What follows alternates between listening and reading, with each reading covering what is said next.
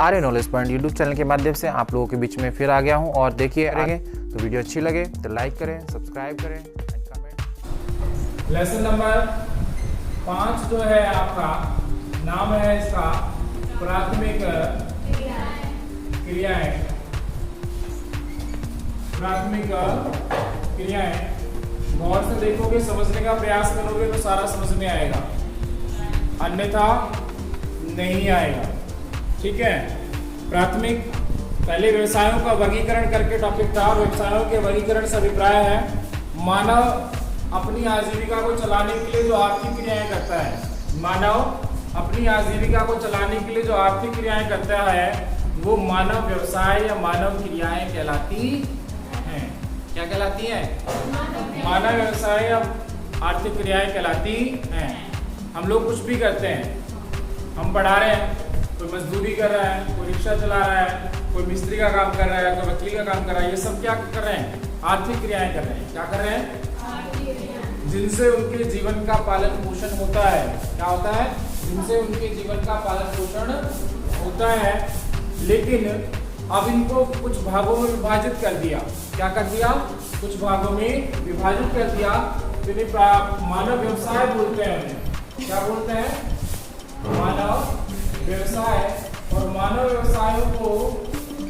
व्यवसायों को 5 भागों में, कितने भागों में? 5 भागों में बांटा गया है। कितने भागों में बांटा गया है? 5 भागों में बांटा गया है। तो प्राथमिक क्रियाएं हम देखें तो उससे पहले हमें आर्थिक क्रियाएं समझना होगा। प्राथमिक तो आर्थिक क्रियाएं वे क्रियाएं होती हैं मानव जो अपने जीवन जीने के लिए जो व्यवसाय करता है। मानव के समस्त क्रिया, मानव की वो समस्त क्रियाकलाप जिनसे वो आय प्राप्त होती है, उनको आय प्राप्त होती है, वो आर्थिक क्रियाएं कहलाती हैं। मानव की समस्त क्रियाएं, मानव की वे समस्त क्रियाएं जिनसे क्या होती है?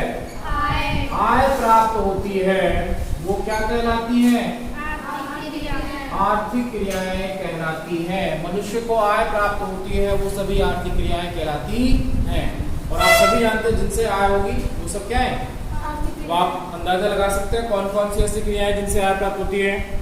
आर्थिक क्रियाओं को मुख्य रूप से 4 वर्गों में बांटा गया है। 4 नहीं, 5 भागों में। कितने भागों में? जिन्हें मानव व्यवसाय कहते हैं। और इन्हें कितने भागों में बांटा गया है? मुख्य 5 भागों में बांटा गया है। कितने भागों में बांटा गया है? 5 भागों में बांटा गया है। प्राथमिक क्रियाकलाप, द्वितीय क्रियाकलाप, तृतीय क्रियाकलाप, चतुर्थ क्रियाकलाप और पंचम क्रियाकलाप। ठीक है, 5 क्रियाकलाप हो गए। 5 क्रियाकलाप। अब उन 5 क्रियाकलाप में होता क्या है? तो इस चैप्टर में आपके प्राथमिक क्रियाकलाप के बारे में दिया गया है। इससे अगला द्वितीय क्रियाकलाप आएगा, फिर तृतीय, चतुर्थ और पंचम वो एक ही चैप्टर में दिया गया है। ठीक है, आगे देखें तो वो आ जाएगा उसमें। प्राथमिक क्रियाकलाप की बात करें, प्राथमिक क्रियाकलाप सीधे पर्यावरण से जुड़ी क्रियाएं हैं जिनमें प्राथमिक क्रियाकलाप जो पहला आता है इसमें कौन सा आता है? प्राथमिक क्रियाकलाप।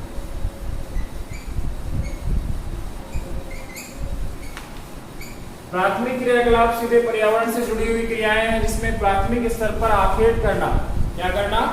आखेट का मतलब होता है शिकार करना। आखेट करना, पशुपालन करना, मत्स्य पालन करना, मुर्गी पालन करना, खनन करना, भोजन संग्रहण, वनोत्पाद संग्रहण जिसे बोलते हैं, भोजन संग्रहण या वनोत्पाद संग्रहण करना, ये सभी कार्य प्राथमिक क्रियाकलाप में किए जाते हैं। ठीक है, आखेट का मतलब शिकार, मत्स्य पालन, पशुपालन, कृषि, खनन आदि, ये सभी कार्य किसमें किए जाते हैं? प्राथमिक क्रियाकलाप में किए जाते हैं। किसमें किए जाते हैं? यानी कृषि करना भी किसमें आता है? प्राथमिक में। खनन करना भी किसमें आता है? शिकार करना भी किस में आता है, और भोजन जो एकत्र करना जो है वो भी किस में आता है। अब इसमें जो सबसे पहला दे रखा होगा वो दे रखा है आपके आखेट व भोजन संग्रहण। आखेट, दो शब्द आए इसमें, आखेट व भोजन संग्रहण। आखेट व भोजन संग्रहण। देखते जाओ, समझते जाओ कि भोजन संग्रहण और आखेट ये मानव द्वारा की जाने वाली प्राचीनतम आर्थिक क्रिया है। कौन सी? आखेट। सबसे पहले मनुष्य जब आदि मानव के रूप में रहता था तो क्या करता था? पशु पक्षियों का शिकार करता था और कच्चा मांस खाता था। तो आखेट सबसे पुरानी है, इसी को भोजन संग्रहण भी कहते हैं। या पेड़ पौधों, कंदमूल, फल, बेरिए सबको इकट्ठा करके रख लेता था या खाने की पूर्ति के लिए उपयोग में लेता था। ये किसमें आता है? भोजन संग्रहण में आता है। किसमें आता है? ठीक है। खासकर जो आदिवासी जनजातियां होती हैं उनमें महिलाएं जो है भोजन संग्रहण का काम करती है और आखेट का काम करते हैं पुरुष। कौन करते हैं? पुरुष। महिलाएं जंगलों में जाती है, कंदमूल, फल, बेरी, जड़ आदि पत्तियों को इकट्ठा करके लाती हैं झोली में। ठीक है। तो आप देखें तो भोजन संग्रहण क्रियाओं को दो भागों में व्यक्त किया गया है। एक जो पहला है उच्च अक्षांश वाले और दूसरा है निम्न अक्षांश वाले क्षेत्र। भोजन संग्रहण और आखेट जो मुख्य रूप से जो किया जाता है वो पहला है उच्च अक्षांश वाले क्षेत्र। कौन से क्षेत्र? उच्च अक्षांश वाले क्षेत्रों में। और दूसरा है निम्न अक्षांश वाले क्षेत्रों में। भोजन संग्रहण और आखेट जो किया जाता है उसमें दो क्षेत्र मुख्य रखे गए। पहला उच्च अक्षांश और निम्न अक्षांश। तो मैंने आपको अक्षांश और देशांतर सारे समझा रखे हैं, खूब अच्छे से मैंने अक्षांश और देशांतर आपको समझाए हैं। और आपको नहीं समझ में आया तो मैंने आपसे पहले भी कहा था कि पार्ट 1, पार्ट 2, पार्ट 3 तीन पार्ट में आपके अक्षांश और देशांतर रेखाओं की तीनों वीडियो मैंने बना करके डाल रखी है, जो करीब 40-40 मिनट की है, 40 कोई ज़्यादा की हो सकती है। इसमें खूब डिटेल से मैंने अक्षांश और देशांतर को समझाया हुआ है। ठीक है। बार बार चीजें रिपीट नहीं होती, इसलिए आप वहां से जाकर के उन्हें देख लेंगे। ठीक है, आराम से।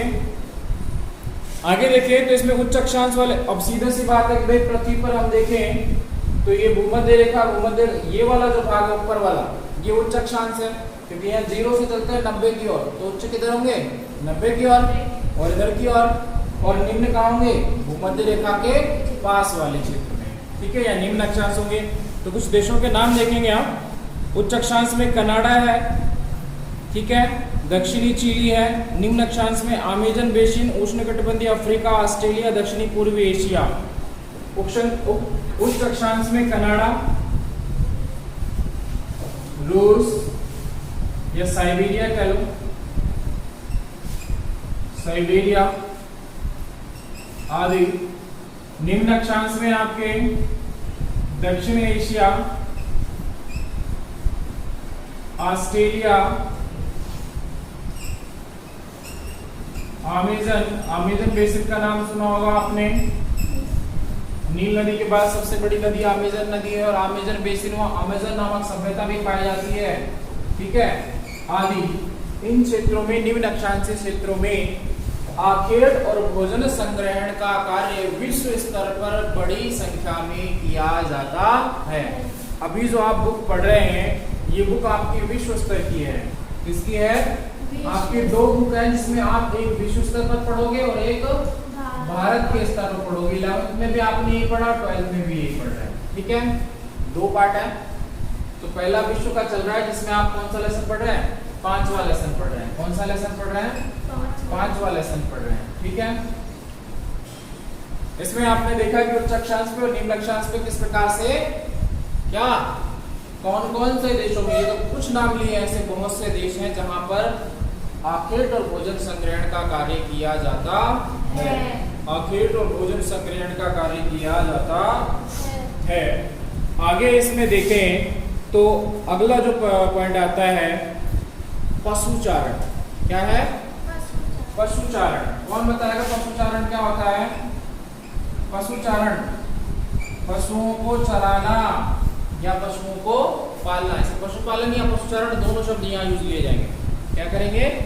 पशुपालन या पशुचारण, दोनों शब्द यूज लिए जाएंगे। अब पशुचारण यानी कि पशुओं को बड़े स्तर पर चराना। अब इसके दो प्रकार हैं। पशुचारण को कितने भागों में पढ़ेंगे आप? इसे दो भागों में बांटा गया है, इसलिए इसके दो प्रकार हैं। कितने प्रकार हैं? पहला चलवासी पशुचारण दिया होगा। कौन सा दिया है? चलवासी पशुचारण या पशुपालन। और दूसरा जो दिया गया है वो दिया गया है वाणिज्य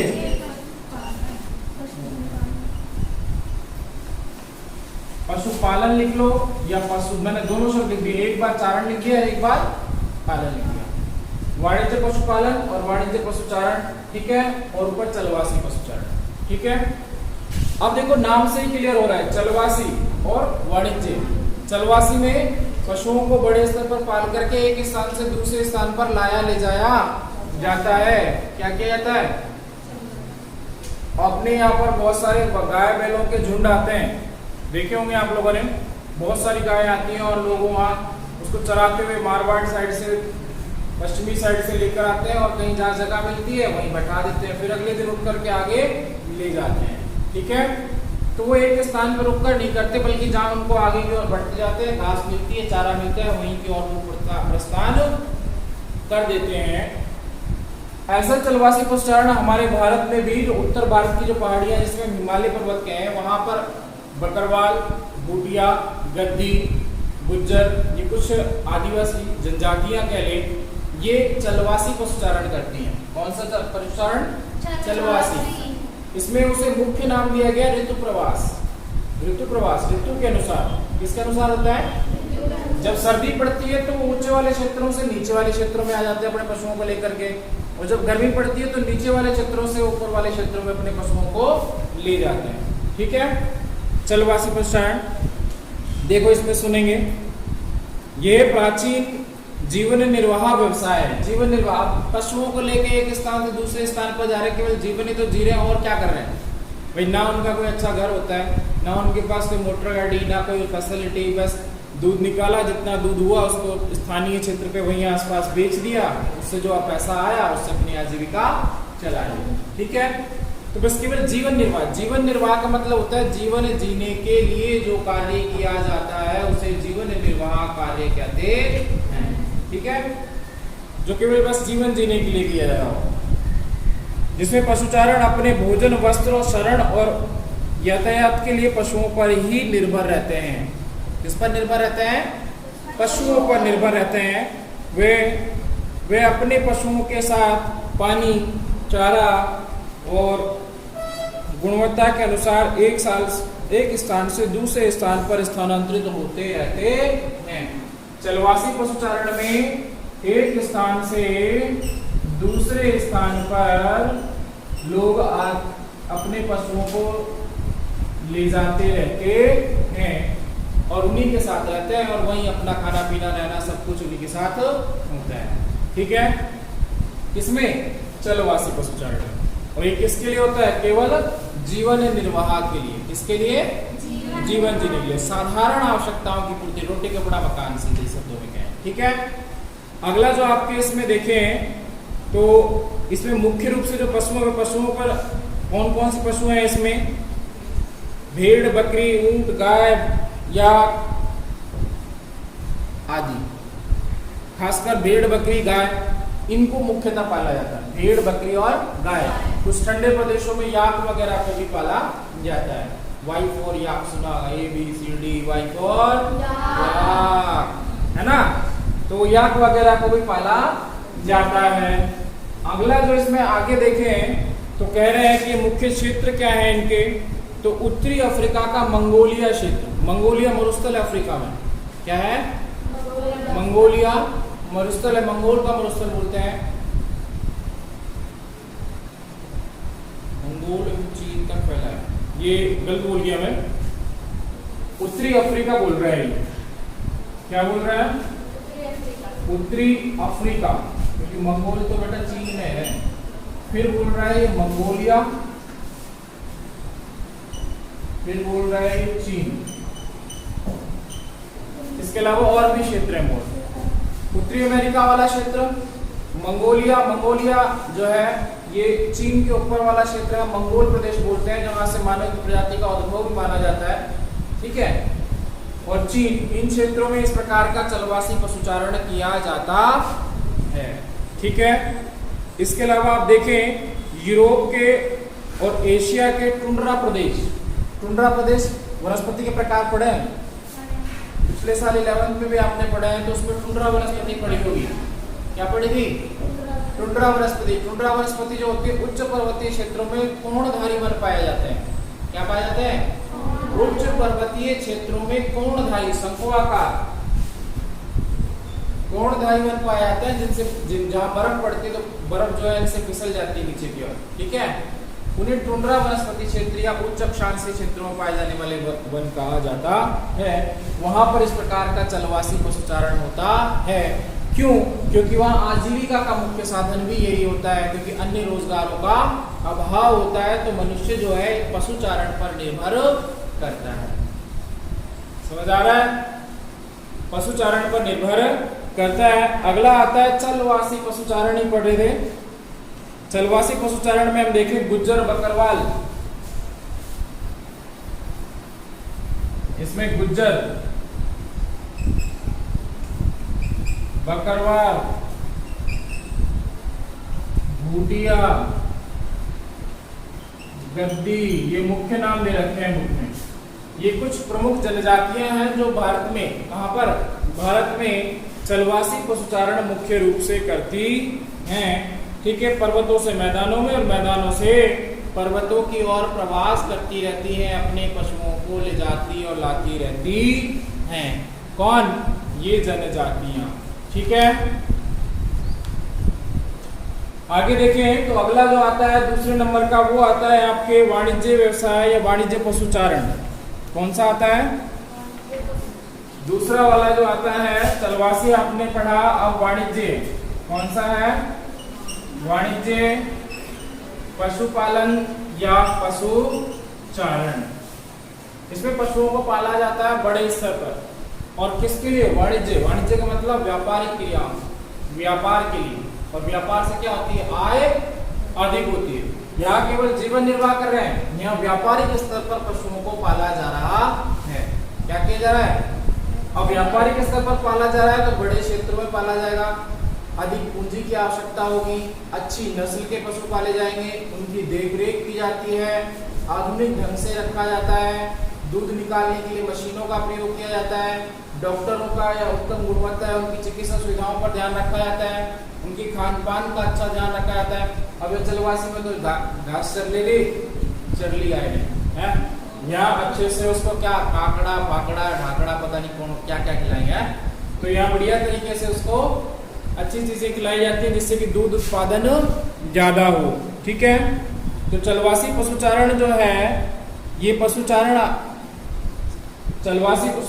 वाणिज्य पशुचारण जो है वो चलवासी पशुचारण के अपेक्षा अधिक व्यवस्थित व पूंजीगत होता है। व्यवस्थित होता है, इसमें पशुओं को एक स्थान से दूसरे स्थान पर ले जाते हैं, लेकिन वाणिज्य पशुचारण में पशुओं को एक ही स्थान पर रखकर बड़े बड़े बाड़े बना दिए जाते हैं। क्या बना दिए जाते हैं? बड़े बड़े बाड़े बना दिए जाते हैं, ठीक है, जिनमें इनको या डेयरी फार्म हाउस जैसे फार्म हाउस टाइप में वहां इन पशुओं को रखा जाता है, ठीक है। आगे देखें तो वाणिज्य पशुपालन जो है पश्चिमी संस्कृति से प्रभावित है। ये कहाँ से प्रभावित है?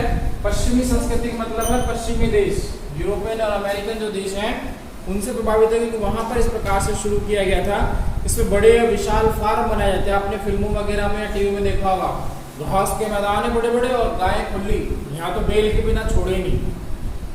बछड़ा भी पैदा हो गया ना तो 5 मिनट तो बेटा घूम ले, उसके बाद फट से उसके बेल बांधने के भगना जाए, और जब तक वो ऊपर नहीं पहुंच जाते ना तब तक वो बेल को नहीं खोले, है ना। बेल खोल दी तो रस्सी बांध देंगे, पर बांध के रखना है। लेकिन यहाँ बड़े बड़े फार्म जो होते हैं उनमें खुला पशुओं को छोड़ दिया जाता है आराम से और व्यवस्थित तरीके से रखा है। दूध निकालना हो तो उस समय बांधेंगे और फिर दूध निकाला और फिर फ्री, ठीक है। गौशाला कहते हैं, गौशाला अलग है, ठीक है, वो वाणिज्य स्तर पर नहीं हो रही है, उनसे व्यापार नहीं होता। वो तो उन गायों को जो आवारा घूम रहे हैं उनको बस वहां पाल ले और उनके भोजन की व्यवस्था की जाती है गौशालाओं में, ठीक है। हाँ जी, छोटे छोटे या फैले हैं, या छोटी छोटी इकाइयों में विभाजित किया गया है। स्थायी रूप से फार्म के रूप में होता है। क्या बनाया जाता है? फार्म बनाया जाता है, जिन्हें रेंज भी कहा जाता है। क्या कहा जाता है? रेंज। इसमें नहीं दिया है वो शब्द शायद, ठीक है। बड़े बड़े फार्म बनाए जाते हैं और उन्हें रेंज कहा जाता है। चराई नियंत्रण हेतु बाड़ लगा करके अलग अलग कर दिया जाता है। चराई नियंत्रण का बाड़ बना दी जाती है। बहुत सारा घास का बड़ा मैदान है, उसमें कैटेगरी वाइज उनको डिवाइड करके अच्छे पशु या अलग दिन बीमारी हो या अलग, वैसे उस प्रकार से उसमें बाड़े बना करके, बाड़ लगा करके उन्हें व्यवस्थित रूप से रखा जाता है। वाणिज्य पशुपालन में पशुओं की संख्या चारागाह की वहन क्षमता पर निर्भर करती है।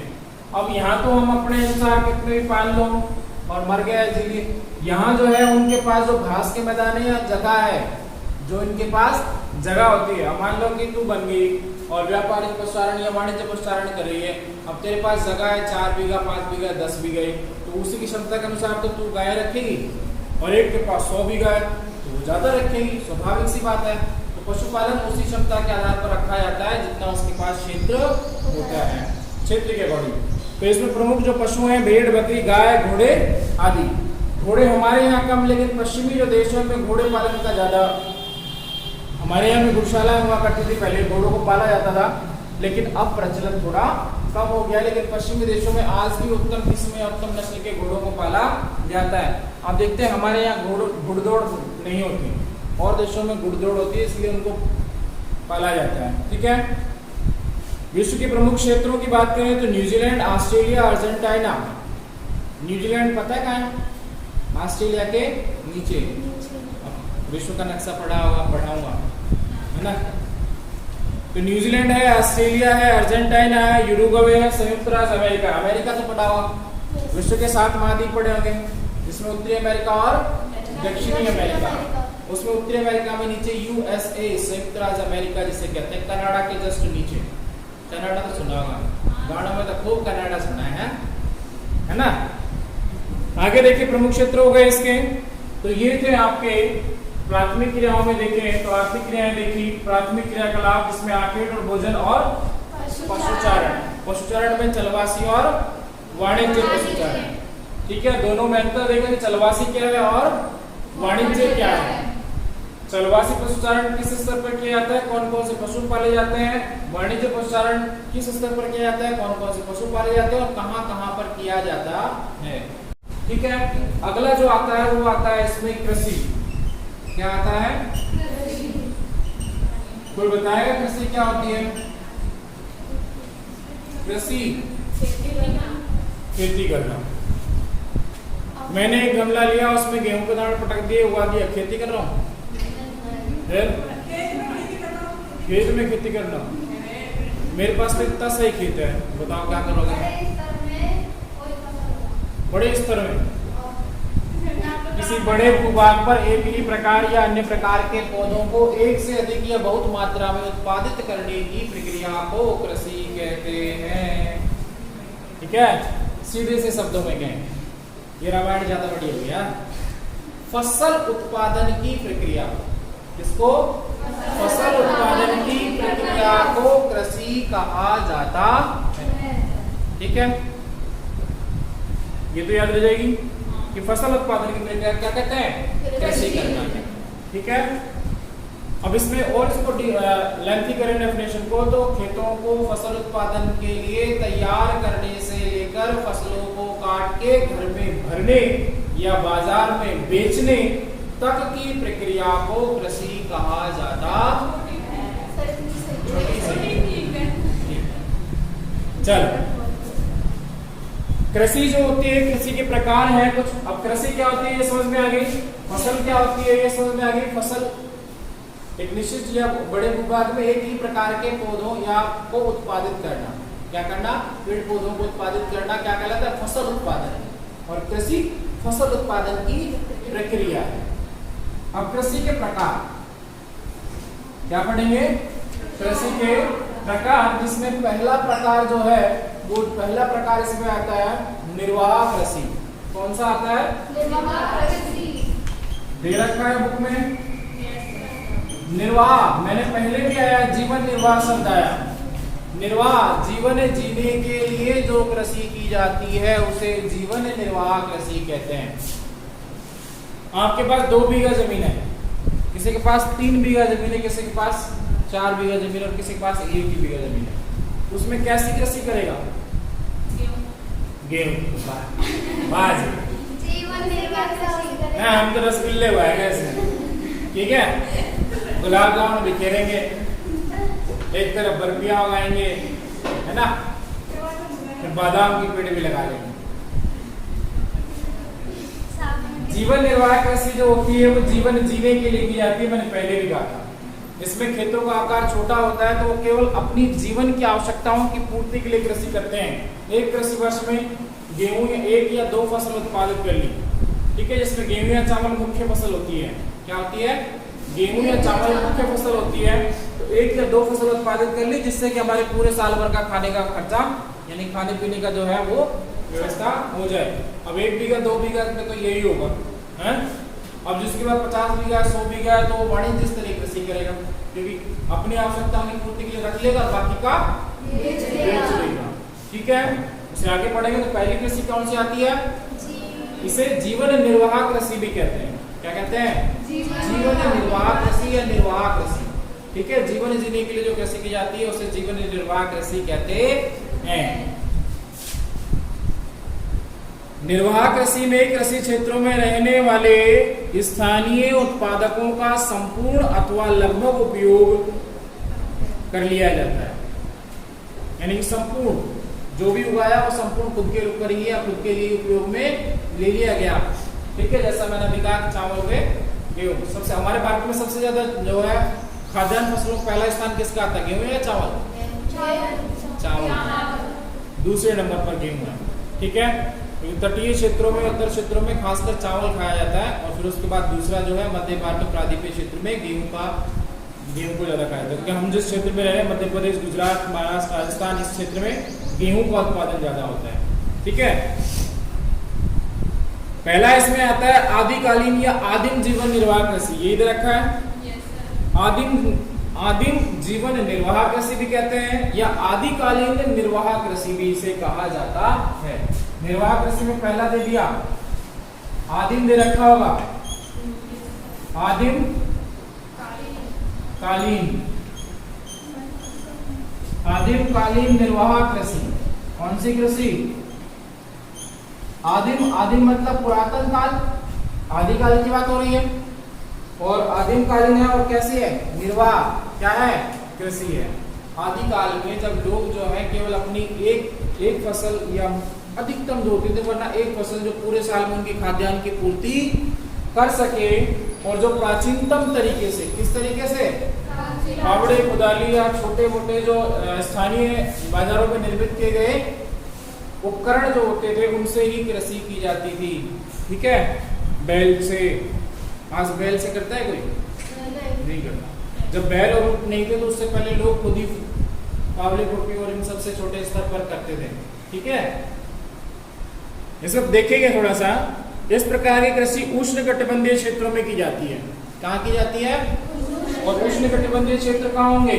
उष्णकटिबंधीय क्षेत्र पृथ्वी पर ये जो भूमध्य रेखीय क्षेत्र है, क्योंकि मैंने आपको कटिबंध समझाए हैं, तो ये 23.5 डिग्री अक्षांश रेखा पर कर्क और 23.5 डिग्री अक्षांश रेखा पर मकर, और यहाँ भूमध्य, ये वाला जो क्षेत्र है ये उष्णकटिबंधीय क्षेत्र है।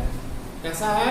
उष्णकटिबंधीय क्षेत्र। इस प्रकार के यहाँ इस क्षेत्र में आदिम कालीन निर्वाह कृषि होती है, क्योंकि इसमें बहुत सी जनजातियां आदिवासी जनजातियां निवास करती, वो इसी प्रकार ये कृषि करती हैं, ठीक है। आगे देखें, इस प्रकार की कृषि उष्णकटिबंधीय क्षेत्रों में की जाती है जहां पर आदिम जाति के लोग कृषि कार्य करते हैं। ये अफ्रीका एवं मध्य दक्षिणी अमेरिका के उष्णकटिबंधीय भाग, दक्षिणी पूर्वी एशिया में होती है। स्थानांतरित कृषि, इसे स्थानांतरण कृषि भी इसमें देखेंगे।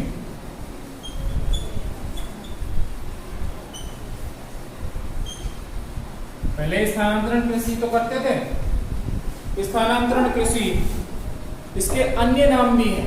क्या है इसके अन्य नाम? स्थान बदल बदल कर की जाने वाली कृषि को स्थानांतरण कृषि कहते हैं। स्थान बदल बदल कर की जाने वाली कृषि को स्थानांतरण कृषि कहते हैं, क्योंकि इसमें 2 से 3 वर्ष तक किसी भूखंड पर कृषि की जाती है। किसी क्षेत्र में 2 से 3 वर्ष तक कृषि की जाती है और फिर वो उसमें उत्पादन कम हो जाता है तो उस कृषि क्षेत्र को छोड़ करके दूसरे क्षेत्र में चले जाते हैं। वहां लकड़ियों को, पेड़ पौधे, झाड़ियों को या तो काट देंगे या जला देंगे। क्या कर देंगे? जला देंगे जिससे राख बनेगी। राख से क्या होगा?